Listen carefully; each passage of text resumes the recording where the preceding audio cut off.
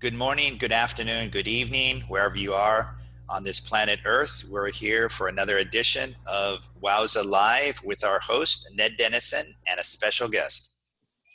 Hello, everyone. I'm the chairperson of the International Marathon Swimming Hall of Fame. We have honoree Mohamed Marouf with us today. Everyone has their own lockdown stories, but no one has a lockdown story like Mohamed. So I will get him to tell you where he thinks he lives and where he's been for the last while, why and how, and if he ever has a hope of getting home. Welcome, Mohamed. Yes, hi everyone. Hope everyone stay home and safe. Everyone from open water and everyone in the world is safe from this time. Actually, I was going to Canada. I was going to see my family and spend with them time in this time as well. And they canceled my flight from Munich. And then after a while, I decided because I find everything is going to change around me and most of the flight canceled. So I decided to go back home. So I took flight to Kiev, from Munich to Kiev, and then go back to Egypt. I said like, this is easier, and this is the easier way to go back to Egypt. And once I arrived Kiev, I spent one night, second day morning, they canceled all the flight. So I'm almost here for 2 months right now. I'm almost 60 days. Today is almost like 60 days. Yeah. Our sympathies go out to you. We hope you get home this year. We hope you get home soon, but hang in there. We're thinking about you. Mohamed, you were an elite racer for maybe 15 years. You competed in more than 50 races around the world. What was your best moment in all of those years and all of those swims? I think the best moment, all the race was best moment for me because every time I finished race, it was best moment in my life. And for sure, I have different feeling from the beginning when I start open water. It was just kind of like different feeling from pool to swimming in ocean or like sea. I was happy and I was enjoying my time in the sea and ocean and lake. And was special moment in my life. Also, like when I'm getting like used to swimming, when I see my friend every race I go, and we just like when we start the race and we know that we're gonna swim like 10 hours race competing, but we enjoy time in the river together. I think open water is like a wonderful sport, and I think all the races I spent it was best moment of my life. Okay, who were your closest friends in the professional circuit? Most of the swimmer are really like I tell you, like open water is nice because all of us as a family, we are family. Like, so I know most of the people and we keep touch all our life. Even like after we quit swimming, like from almost like now, I quit swimming almost like how many years now? Almost 20 years now or something like that. And we're still in touch together. Like Peter Stoichkov, like one of our legend open water. I keep in touch with him until now. And I was maybe like 6 months ago, maybe like 2 months ago, I was in Sofia and I met with him, or 3 months ago, I think.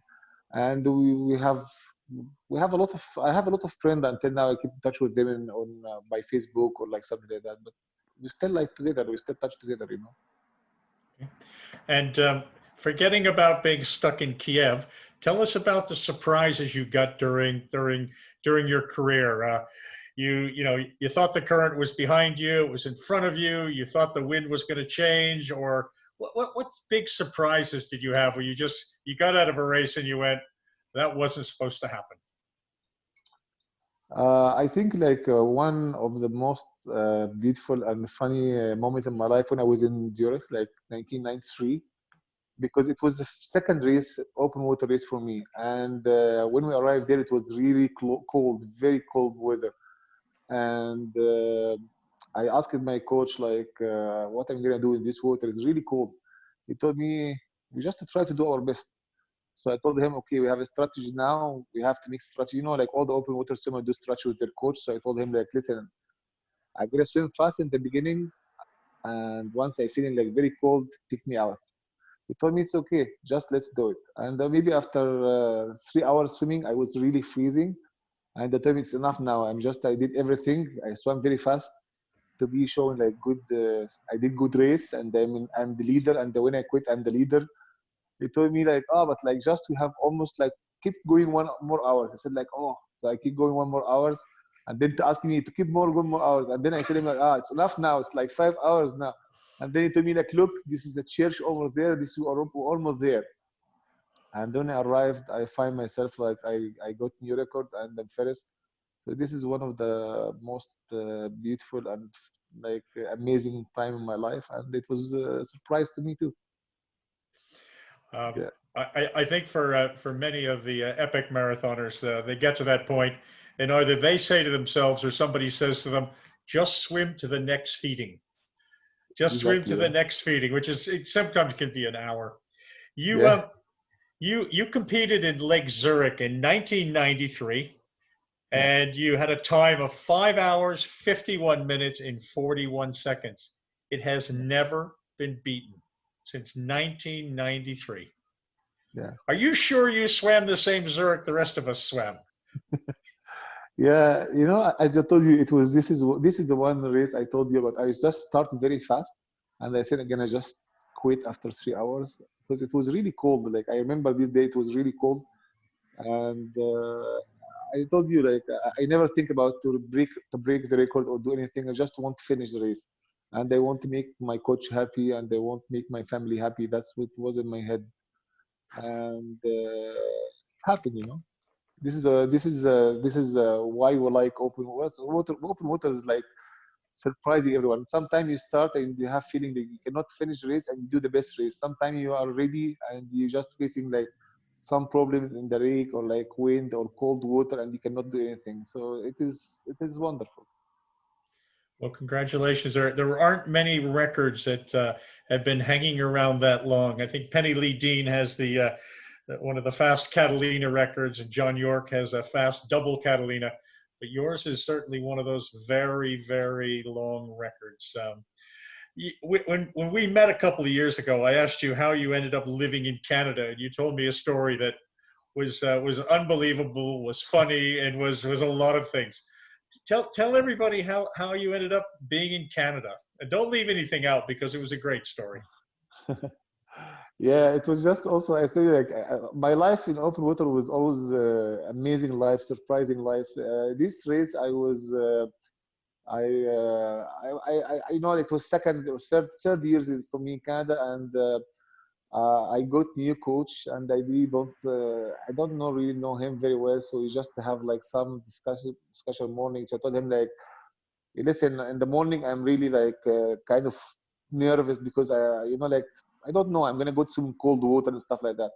So anyway, I went. I told him stay with the swimmer, and I changed the bus because like we go from Brobonka to sorry from to go to Brobonka. Like we take the bus almost 30 minutes from where I stay to just start the race.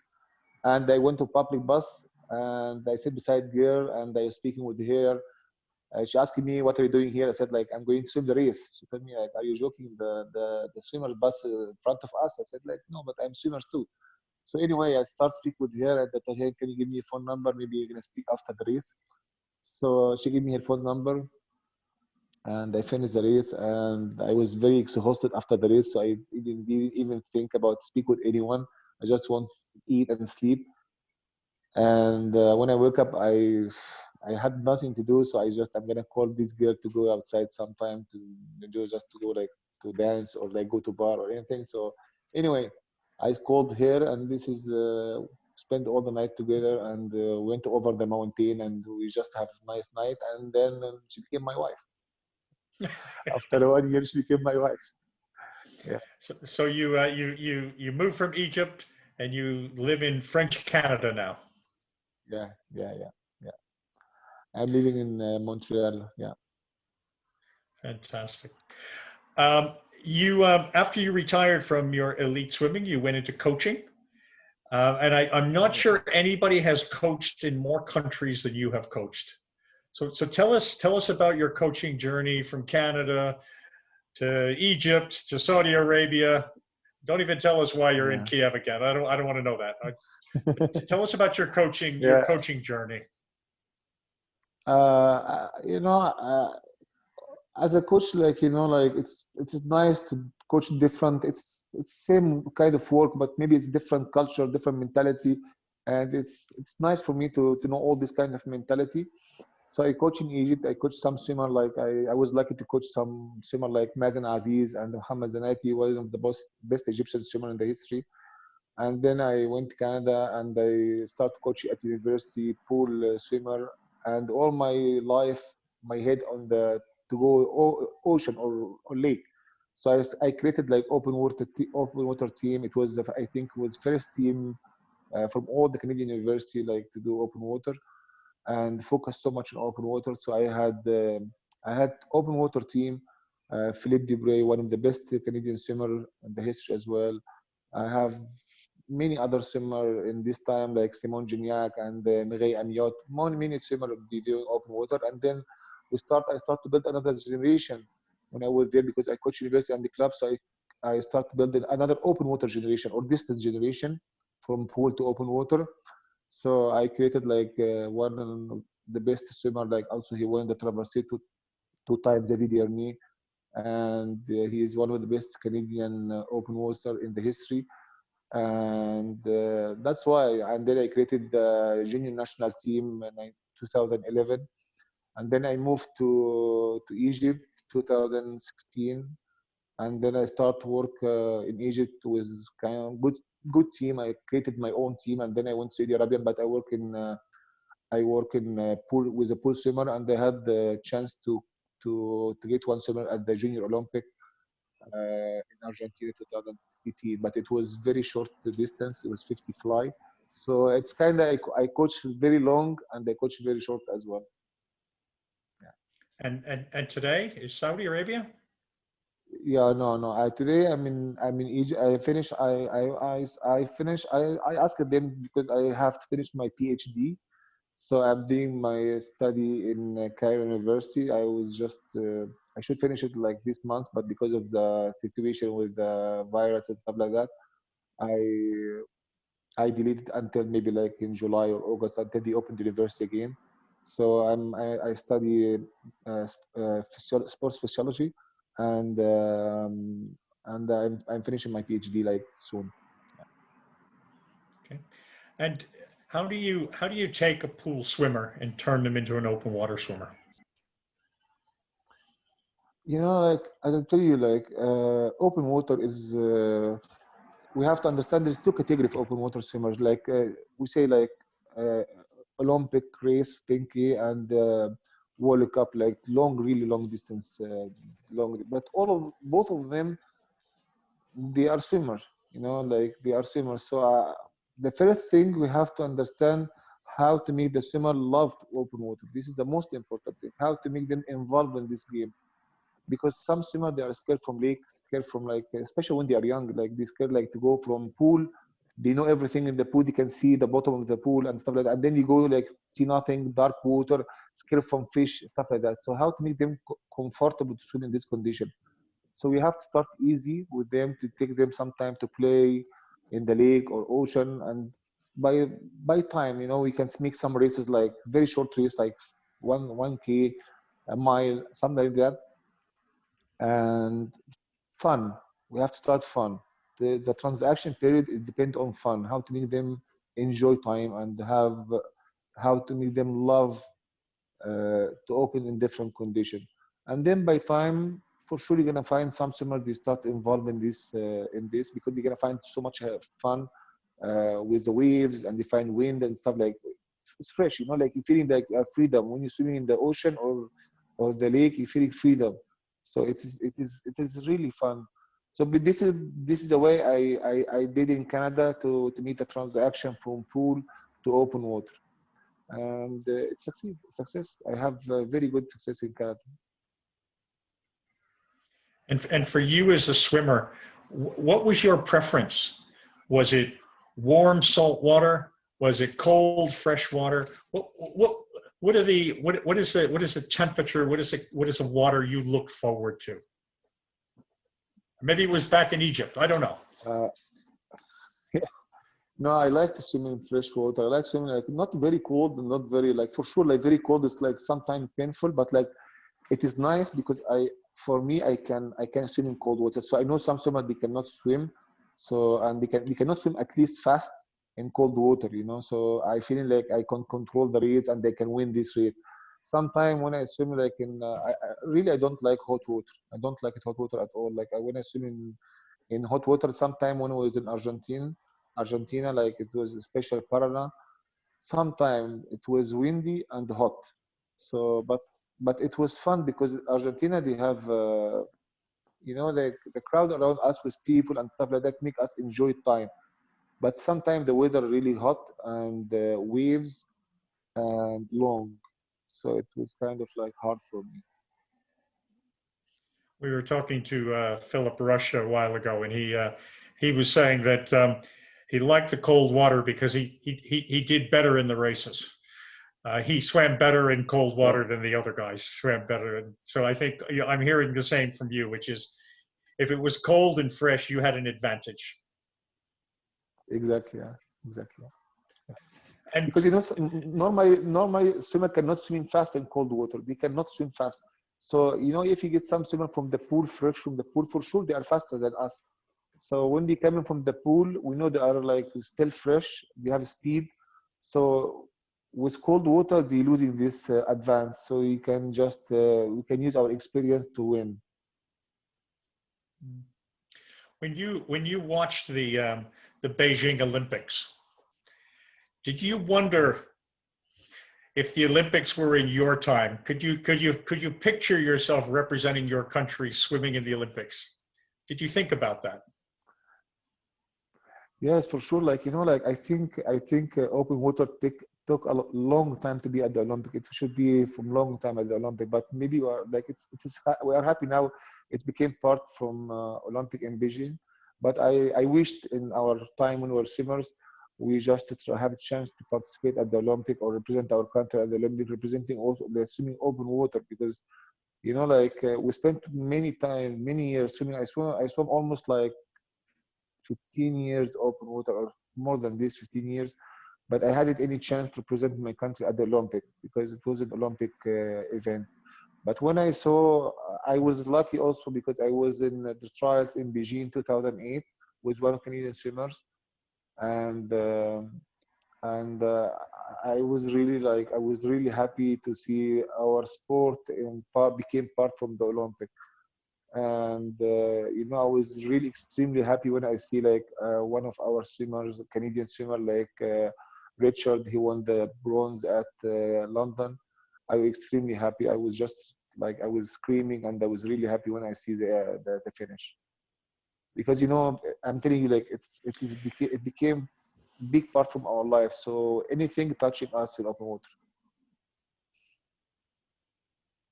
Yeah. We look at the history of open water, and we look at the incredible Egyptian swimmers over the years. Itzhak Helmsy, one of the first English Channel swimmers, Abu Weif, maybe the greatest open water swimmer of all time. How much did that influence you? Did you, as a young man, a young boy, did you know about these people? Were they your heroes? Did they help you as you made this journey?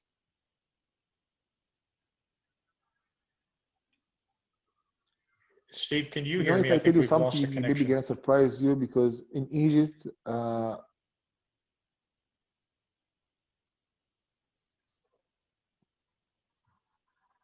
yeah, it's okay. Hello, Yeah, go ahead. Go ahead. I'm sorry, Mohammed. I think we hello. lost you for a minute. Could you repeat your answer?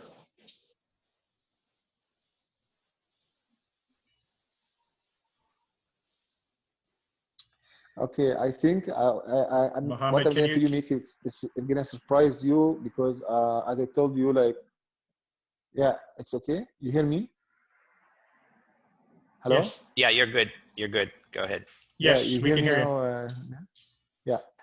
Okay. Okay. Okay. What I was going to tell you, like, I'm gonna surprise you to tell you, like, open water was very popular in Egypt. Like when I started swimming, my father always telling me, like, you know, I wish to become like Abu Haif. I wish to see like Abu Haif, like I like Nile crocodile. Like this is was like was something like like honor for me to be like him.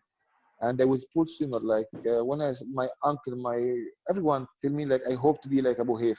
So I'm telling you like open water was very popular in Egypt. It was almost same as football until maybe 70s. Like it was very popular, and that's why maybe it was touching me to go back to swimming like Abu Haif long distance. And he was our hero, and still until now he is our hero, like our great hero in Egypt. For all of us, a pool or open water swimmer, Abu Haif is like something legend for us. And did you meet these heroes? Yeah, for sure. I was lucky. I was very lucky because like Mr. Abu Haif, he was always inviting me at his home morning beside Gezira Club. I was taking breakfast with him. I was always speak about with him about his races. He was an amazing guy. He was always encouraging me. When I went something like this is very funny story as well. When I went to military, because in Egypt we have obligatory like military service for 1 year. So I went and I called him and tell him, Abu, I cannot swim because there is no any river or any lake before beside where I'm working. So he told me, no, no, no, you have to swim every day. You are like fish. If you go outside from water one day, like you have to go back. So I told him, but there is nothing.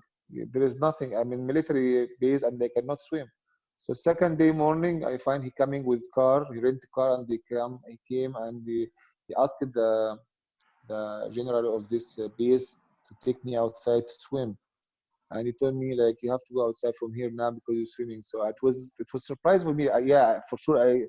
I didn't go with him because he refused, but he starts speaking. I start to ask people like very high authority in military in Egypt to just let me to go back to the sea or the pool to training. And maybe after 1 week, I got letter from the big chief from Egyptian military to release me to go outside to swim and to practice. So it was amazing. He was helping all the Egyptian swimmer to practice and swimming for nothing. Oh, He doesn't fantastic. expect. He doesn't like expecting anything back to him. He just want us to go to swimming and to practice and do our best to represent Egypt in open water. You Yeah. you've I suppose you've been back to Lake Saint Jean in the last few years. How does it compare now to when you were swimming?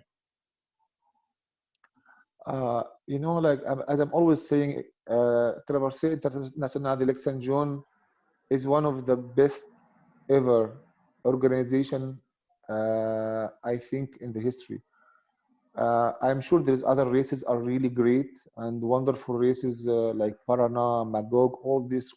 But Lake St. John is special for me because maybe like it was the first race I swam as a professional swimmer, and people there like they're really very kind people.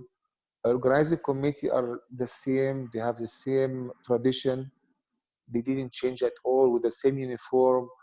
It is something like we see it year after year after year with the same like professional quality. They are really very professional people.